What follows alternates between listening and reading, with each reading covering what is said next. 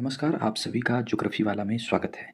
और आज हम लोग टॉप 100 एमसीक्यू एंशिएंट हिस्ट्री के करने वाले हैं, जिसके पहले पार्ट में आज हम जुड़ गए हैं आपके साथ। तो चलिए, बहुत सारे क्वेश्चन को आज देखना है, तो समय न गंवाते हुए हम इस सीरीज की शुरुआत करते हैं, जो आपके आने वाले ये एसएससी के एग्जामों में, बिहार एसआई, यूपी एसआई या इस तरह के जितने वनडे एग्जामिनेशन हैं, वो सभी के लिए आपके लिए बहुत उपयोगी होगा। चलिए, आज के पहले क्वेश्चन की शुरुआत करते हैं। आज का पहला क्वेश्चन आपके सामने है। निम्नलिखित में से विंध्य क्षेत्र में स्थित नौपाषाण युगीन स्थल कौन सा है? आपके ऑप्शन दिए गए हैं मगहरा, चिरांद, बनगढ़ और खुंती। इसमें अगर आप देखेंगे तो ये मगहरा जो है, ये विंध्य क्षेत्र में स्थित नौपाषाण युगीन स्थल है, तो ये आपको यहाँ से ध्यान रखना होगा। फिर चलिए, आज के दूसरे क्वेश्चन पे बात करते हैं। कोपेनहेगन संग्रहालय की सामग्री में पाषाण, कांस्य और लौह युग की त्रियुगीय विभाजन जो है किसने किया था, ये आपसे पूछा गया है। इस विभाजन को आप देखेंगे तो थॉमसन महोदय ने ये विभाजन किया था, और उन्होंने जो है एंशिएंट हिस्ट्री के 3 कालों में उन्होंने डिवीजन किया, पाषाण युग, कांस्य युग और लौह युग। तो इसको आप जो है ध्यान रखेंगे। अगले क्वेश्चन की तरफ हम चलते हैं। अगला क्वेश्चन आपके सामने है। तीसरे क्वेश्चन में आपसे पूछा गया है कि खाद्यान्नों की कृषि सर्वप्रथम कहाँ से शुरुआत हुई थी, यानी किस काल से कृषि की शुरुआत हुई थी। तो अगर हम देखें तो नवपाषाण काल से जो है भारतीय इतिहास में कृषि की शुरुआत मानी जाती है। पहली बार कृषि की शुरुआत आपको नवपाषाण काल से देखने को मिलेगी। अब आपको कमेंट में ये बताना है कि पहली बार कौन से फसल की उपजाने की साक्ष्य मिलती है। नवपाषाण काल में जब खेती की शुरुआत होती है तो पहली बार कौन से फसल उपजाए जाते हैं, इसको आपको कमेंट सेक्शन में बताना है। चलिए, हम आज के चौथे प्रश्न पे आते हैं। चौथा प्रश्न आपके सामने है, और देखिए, जो प्रश्न हमने आपसे पूछा था उसका बोनस भी आपको मिल गया। इसमें पूछा गया है कि मानव द्वारा सर्वप्रथम कौन सी अनाज जो है प्रयुक्त किया गया। अब इस क्वेश्चन में आपको कई तरह के कन्फ्यूजन होंगे, कई जगहों पे अलग अलग सोर्सेज में अलग अलग तरह के ये आपको मिलेगा, जहाँ पर कहीं आपको गेहूं के साक्ष्य मिलेंगे, कहीं पे चावल की बात की जाएगी, कहीं पे जौ की बात की जाएगी। लेकिन ये क्वेश्चन यूपी पीसीएस द्वारा, आयोग द्वारा ये पूछा गया था, और उसके आंसर को ये विथ प्रूफ जो है मान्य बताया गया। तो इसमें कहीं भी ये पूछे तो आप जौ को टिक करके आइएगा। गेहूं और जौ में आपके कन्फ्यूजन हो सकता है, बट पहला प्रयुक्त अनाज जो है वो जौ था। अगले क्वेश्चन की तरफ हम चलते हैं। अगला क्वेश्चन आपके सामने है कि भारत में मानव का सर्वप्रथम साक्ष्य कहाँ मिलता है। अगर आप देखें तो सबसे पहले जो है ये साक्ष्य आपको नर्मदा घाटी में देखने को मिलेगा। तो मानव के सर्वप्रथम जो है साक्ष्य आपको नर्मदा घाटी के अंदर देखने को मिलेगा। अगले क्वेश्चन की तरफ जो है हम चलते हैं। अगला क्वेश्चन आपके सामने है। इसमें पूछा गया है उस स्थल का नाम बताइए जो प्राचीनतम अस्थायी जीवन के प्रमाण मिले हैं, यानी पहली बार मानव जो है किस स्थल पे अस्थायी जीवन की शुरुआत करता है। ऐसे भी आपको पूछा जा सकता है। ये आपको देखने को मिलेगा मेहरगढ़। मेहरगढ़ में अस्थायी बसावट के साक्ष्य पहली बार हमको यह प्राप्त होता है। तो आप इसको मेहरगढ़ टिक करके आएंगे। अगले क्वेश्चन पे आपको ले चलते हैं। अगला क्वेश्चन आपके सामने है। भारतीय उपमहाद्वीप में कृषि की प्राचीनतम साक्ष्य कहाँ मिला है। देखिए, अब कई क्वेश्चन बन सकते हैं। एक तो पूछा जा सकता है कि सबसे प्राचीनतम साक्ष्य कहाँ मिला है। दूसरा क्वेश्चन आपसे पूछा जा सकता है कि भारत में सबसे जो है प्राचीन साक्ष्य कहाँ से मिला है। तो आप देखोगे ये जो है ये साक्ष्य आपके लहुरा देव से मिला है, तो आप ये लहुरा देव को याद रखेंगे। अगर चावल के साक्ष्य पूछेगा तो आप जो है कोल्ढिवा को टिक करोगे। अगर आपको पहला अस्थाई ये जीवन की शुरुआत पूछेगा तो आप मेहरगढ़ को टिक करोगे। चलिए, अगले क्वेश्चन पे ये चलते हैं। अगला क्वेश्चन हम सबके सामने है। निम्न में से किस एक पुरास्थल से पाषाण संस्कृति से लेकर के हड़प्पा सभ्यता तक, यानी अगर आप देखोगे पुरापाषाण, मध्यपाषाण, नवपाषाण, ताम्रयुग, उसके बाद हड़प्पा, सभी के जो है सांस्कृतिक अवशेष प्राप्त होते हैं। तो अगर ये आपको साक्ष्य देखना होगा तो यहाँ पर आपको देखने को मिलेगा कि यह मेहरगढ़ से आपको ये सारा साक्ष्य जो है पूरा पूरा स्थल से लेकर के और हड़प्पा स्थल तक के साक्ष्य जो है आपको प्राप्त होते हैं। तो आप इसको क्या लगाओगे, आप लगाओगे यहाँ पर मेहरगढ़। चलिए, अगले क्वेश्चन की तरफ चलते हैं। अगला क्वेश्चन ये आपके स्क्रीन पे है। अगला क्वेश्चन में पूछा गया है राख का टीला कहाँ से प्राप्त हुआ है। अगर आपसे राख का टीला पूछे कि कहाँ से प्राप्त हुआ है तो आप इसको ये आंसर करोगे संगन कल्लू से आपको राख का टीला। और ये खास तरह के राख का टीला जो है, जैसे ये और भी संदर्भ में पूछा जा सकता है, लेकिन जब आपसे पूछा जाए कि नौपाषाणिक स्थलों में राख का टीला कहाँ मिला है तो आप संगन कल्लू के बारे में बताओगे। तो संगन कल्लू से जो है राख का टीला मिला है। अगले क्वेश्चन की तरफ चलते हैं, और अगला क्वेश्चन आपके सामने है। भीमबेटका की गुफाएं, ये आपसे कई बार क्वेश्चन पूछता है कि भीमबेटका की गुफाएं जो है किसके लिए ये फेमस है। तो प्राचीन काल में आप देखोगे इसके अंदर गुफा बना हुआ है, और भीमबेटका के गुफाओं में ये शैल चित्र बनाए गए हैं, जिसके माध्यम से उस समय के स्थिति व शिकार करते हुए इंसानों की चित्र के माध्यम से दर्शाने का प्रयास किया गया है। तो आप इसको ध्यान रखोगे, ये गुफाओं के शैल चित्र के लिए ये फेमस है, ये स्थल भीमबेटका। अगर आगे की बात करें तो अगले क्वेश्चन पे आपसे पूछा गया है कि एक ही कब्र में 3 मानव कंकाल किस स्थल पे मिले। आपसे पूछा गया है कि एक ही कब्र में मतलब सिंगल कब्र में जो है 3 व्यक्तियों को दफनाया गया है। तो ये अगर आप देखते हैं तो ये दमदमा में जो है ये 3 व्यक्तियों के कंकाल जो है एक ही ये मानव कंकाल जो है एक ही कब्र में मिले हुए हैं, तो इसको आप ध्यान रखेंगे। अगले क्वेश्चन पे चलते हैं। अगला क्वेश्चन आपके सामने है। यहाँ से आपसे प्रश्न पूछा गया है कि निम्नलिखित में किस स्थान से मध्य पाषाण काल में पशुपालन के ये प्रमाण मिले? पशुपालन का प्रमाण जो है आप देखोगे एक तो मेहरगढ़ से मिलता है, लेकिन यहाँ पर स्पेसिफिक पूछा है मध्यकाल से, तो आपको यहाँ पर बागौर टिक करना होगा। बागौर से मध्यकाल में पशुपालन के यह जो है साक्ष्य प्राप्त होते हैं, तो इसको आप ध्यान रखेंगे। चलिए अगले प्रश्न की बात करते हैं। आगे पूछा गया है भारतीय पुरातत्व के जनक किसे कहा जाता है? तो भारतीय पुरातत्व विभाग के जनक जो है अलेक्जेंडर कनिंघम महोदय को कहा जाता है। माना जाता है कि यहाँ आर्कियोलॉजी की शुरुआत जो है अलेक्जेंडर कनिंघम महोदय द्वारा शुरुआत किया गया। तो आप क्या टिक करेंगे? अलेक्जेंडर कनिंघम, इनका नाम आप याद रखेंगे। उसके बाद अगर देखें तो अगला प्रश्न आपसे पूछा गया है कि एक जूते हुए खेत की खोज या फिर यूं कहें कि एक जूते हुए खेत की साक्ष्य कहाँ से आपको प्राप्त हुआ है?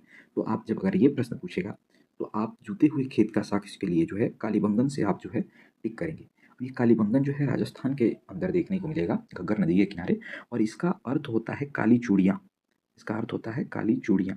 बैंगल्स का मतलब काली, और ये चूड़ियाँ जो है ये आपको देखने को मिलेगा, तो काली चूड़ियाँ इसका अर्थ होता है कालीबंगन का। चलते हैं अगले क्वेश्चन की तरफ। अगले क्वेश्चन में आप ये देखोगे यहाँ आपसे पूछा गया है कि विशाल स्नानागार किस जो है पुरातात्विक स्थल से मिला हुआ है? अगर विशाल स्नानागार की बात करें तो यह मोहनजोदाड़ो से ये प्राप्त होता है। आपने मूवी देखा होगा मोहनजोदाड़ो, तो यह जो है आपको यहाँ से इसकी भी चर्चा की गई है।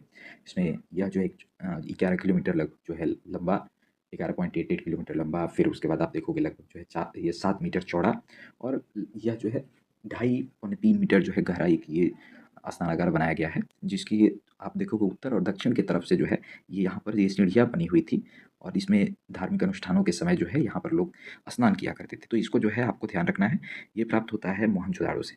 अगले प्रश्न पे चलते हैं। सिंधु घाटी सभ्यता को कहा जाता है किसके लिए जाना जाता है? और नीचे आप देखोगे इस क्वेश्चन में यहाँ पर कूट बने हुए हैं जिसमें दिया है 1-2, फिर 1-2-3 या 2-3-4 या सभी। तो अगर आप देखोगे इस प्रश्न का आंसर, तो ये नगर नियोजन के लिए अपने जाना जाता है, ये तो बात सही है। ये मोहनजोदड़ो और हड़प्पा जो है ये स्थल है, इसके लिए भी जाना जाता है। अपने कृषि कार्यों के लिए भी जाना जाता है, क्योंकि यहाँ से बहुत सारे साक्ष्य मिले हैं, जैसे जौ के खेती के साक्ष्य मिले हैं, चावल के भूसी के साक्ष्य मिले हैं। तो ये कृषि कार्यों के लिए भी जाना जाता है, और अपने उद्योगों के लिए भी जाना जाता है। यहाँ कुटीर उद्योग, सूती वस्त्र बनाने का, या फिर धातुओं को गला करके उसकी कारीगरी करने के। तो आप इसका देखेंगे कि यह इनमें सभी चीज़ों के लिए जाना जाता है। तो इसका ये आंसर क्या होगा कि सिंधु घाटी सभ्यता जो है उपयुक्त सभी इसका आंसर हो जाएगा। अगले प्रश्न पे चलते हैं। अगला प्रश्न आपसे पूछा गया है कि हड़प्पीय नगर जो है लोथल, ये किस नदी के किनारे स्थित है? तो आप देखोगे हड़प्पा कालीन जो नगर है ये भोगवा नदी के, लोथल जो है ये भोगवा नदी के किनारे स्थित है। तो इसको आप क्या करोगे?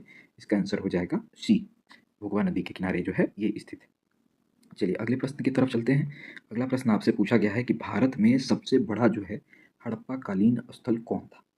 भारत का सबसे बड़ा जो है, तो आपको यह देखने को मिलेगा राखी गढ़ी जो है ये सबसे, ये इसको लोथल आप पढ़िएगा, यह जो है मिसप्रिंट है, यहाँ पे ये लोथल जो है आपको देखने को मिलेगा। तो राखी गढ़ी जो है ये सबसे जो है बृहद स्थल के रूप में आपको देखने को मिलेगा। चलिए अगले प्रश्न पे चलते हैं। अगला प्रश्न जो है यहाँ पूछा गया है कि सिंधु घाटी के लोग किसकी पूजा करते थे? तो अगर आप देखोगे तो सिंधु घाटी के लोग जो है ये पशुपति की पूजा करते थे। इसके अलावा अगर ऑप्शन में मान लीजिए पशुपति नहीं देता है तो ये मातृ देवी की पूजा करते थे, और इसका प्रमाण जो है आप देखोगे एक मूर्ति मिली है जिसके योनि से जो है एक पौधे निकलते हुआ दिखाई दिया है। तो यह जो है ये ऑप्शन में जैसा भी रहेगा या तो पशुपति रहेगा या मातृ देवी रहेगा, उसके हिसाब से जो है आप इस क्वेश्चन का आंसर करोगे। चलिए अगले क्वेश्चन की तरफ चलते हैं। अगला क्वेश्चन आपसे पूछा गया है कि सिंधु सभ्यता के विकसित अवस्था में निम्नलिखित में किस स्थल में घरों में कुआं के अवशेष मिले हैं? यानी घरों के अंदर जो है कुआं के अवशेष कहाँ पर मिला है? अगर इसकी बात करें तो ये घरों के अंदर कुआं का साक्ष्य जो है मोहनजोदाड़ो से आपको देखने को मिला है। तो ये इसका आंसर क्या हो जाएगा? ये इसका आंसर हो जाएगा मोहनजोदाड़ो। चलिए अगले क्वेश्चन की तरफ चलते हैं। अगला क्वेश्चन जो है आपके सामने है। अगले क्वेश्चन में पूछा गया है कि सर्वप्रथम मानव ने इसमें से निम्न में से किस धातु का उपयोग किया था? तो अगर हम बात करें सबसे पहले मानव जो है ये कॉपर का उपयोग करता है, तांबा का उपयोग करता है। तो यह जो है अच्छा एक इसके लिए सामान्य ट्रिक है, अगर मान लीजिए कभी भूल जाए तो आप ध्यान रखिएगा कि जितने भी हमारे ये आज वर्तमान में पूजा के चीज़ों में यूज होता है, जैसे आप देखोगे तांबा के बर्तन, तो यानी धातु में तांबा यूज किया। अगर अनाजों में देखोगे यौ, इसका मतलब है कि यौ का हाँ जो है सबसे पहले उत्पादन किया। तो इसको जो है आप ध्यान में रखेंगे। चलिए अगले क्वेश्चन की तरफ चलते हैं। अगला क्वेश्चन आपको पूछा गया है कि निम्न में से कौन-सा स्थल घग्गर और उसके सहायक नदियों के घाटी में स्थित है? तो आपके दिमाग में आना चाहिए घग्गर जो है राजस्थान के क्षेत्रों में पड़ेगा, तो आपको ये स्थल भी राजस्थान के क्षेत्रों में ही आपको ढूँढने हैं। तो आप देखोगे बनावली जो है ये राजस्थान के क्षेत्र में है और ये घग्गर और उसके सहायक नदी घाटियों में स्थित है। तो इसका आंसर क्या हो जाएगा? बनावली जो है सही आंसर हो जाएगा। अगले क्वेश्चन पे चलते हैं। अगला क्वेश्चन आपको यहाँ पर दिया गया है और ऊँट के माध्यम से जो है ये आपको चुनना है। देखिए इसमें स्टेटमेंट दिए गए हैं, 3 स्टेटमेंट हैं और इससे जो है आपके प्रश्न को चुनना है। इसको हम ये थोड़ा-सा लंबा प्रश्न है, इसको देखिएगा। ये यहाँ पर दिया है कि मोहनजोदाड़ो, हड़प्पा, रोपण, कालीबंगा, सिंधु घाटी सभ्यता के प्रमुख स्थल हैं। अगर ये बात करें तो बिल्कुल सही बात कर रहा है। फिर दूसरा दिया है कि हड़प्पा लोगों ने सड़कों और नालियों के जाल के साथ समायोजित शहरों का विकास किया। ये भी बात जो है आपके यहाँ पर देखोगे ये सही लग रहा है। फिर तीसरा जो है यहाँ पर ऑप्शन दिया है कि हड़प्पा लोगों ने धातुओं के उपयोग का पता नहीं था, ये गलत था। क्योंकि इसके पहले ही हम लोगों ने देखा है कि धातुओं से अपने लॉस्ट वैक्स ये विधि से आपने देखा है मोम की जो है मूर्तियाँ बनी हुई है या नर्तकी की जो है मूर्तियाँ बनी हुई है। तो वह जो है उनके धातुओं के उपयोग के बारे में पता चलता है। तो तीसरा स्टेटमेंट गलत है, यानी पहला और दूसरा स्टेटमेंट सही होगा। इसका आंसर क्या होगा? ए हो जाएगा। चलिए अब अगले क्वेश्चन की तरफ चलते हैं। अगर अगला क्वेश्चन आपके सामने है, पूछा गया है धौलावीरा किस राज्य में स्थित है? अगर आप देखोगे धौलावीरा के बारे में पूछा गया है तो धौलावीरा जो है ये गुजरात में स्थित है। तो आप इसका आंसर क्या करेंगे? ए टिक करेंगे। चलिए अगले क्वेश्चन पे चलते हैं। अगला क्वेश्चन आपके सामने है, निम्न स्थलों पर किस स्थान पर सिंधु घाटी सभ्यता से विख्यात वृषभ मुद्रा प्राप्त हुई है? वृषभ मुद्रा का मतलब ऐसे मुद्रा जिसपे बैल की आकृति बनी हुई है, वृषभ की आकृति बनी है। अगर इसमें आप देखोगे तो यह जो है आपके मोहनजोदाड़ो से जो ये मुद्रा प्राप्त हुई है, वहाँ पर जो है आपको वृषभ मुद्रा प्राप्त हुई है। इसको जो है आप ध्यान में रखेंगे। अगले प्रश्न की तरफ चलते हैं। अगला प्रश्न आपको सामने दिया है, निम्नलिखित में किसका अंकन हड़प्पा संस्कृति के मोहरों पर नहीं मिलता है? इसमें कुछ जंतुओं के नाम दिए गए हैं, जैसे हाथी दिया गया है, बैल दिया गया है, घोड़ा दिया गया है।